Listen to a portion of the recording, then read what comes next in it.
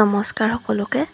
আজি এঠাইলৈ যাব ওলাইছোঁ। আজিও মানে বকত যাম আৰু পাৰ্লাৰতো অলপমানে থ্ৰেডিং কৰিবলগীয়া আছে, যিহেতু দুৰ্গা পূজা। মই যাম, তাৰপিছত এয়া গীতিকাই বাবুক লৈ আছে, কাৰণ মানে বৌহঁতেও যাব। এয়া আমি গাড়ীত উঠিলোঁ, বৌ তাৰপিছত দাদা, এনেকৈ আমি গোটেইবিলাক যাম।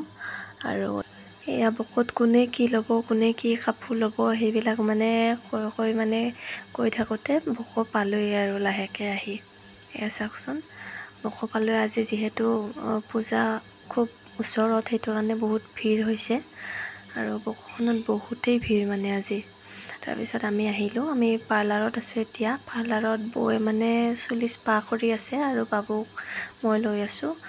সেয়া চাওকচোন, আজি পাৰ্লাৰতো মানে বহুত ভিৰ হয়।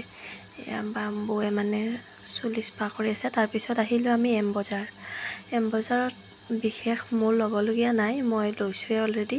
তাৰপিছত মানে বৌহঁতে কিবাকিবি চাই আছে আৰু টিকলুক মই লৈ পেলাই মানে এনেই তাকো দেখাই আছোঁ কিবাকিবি বস্তু।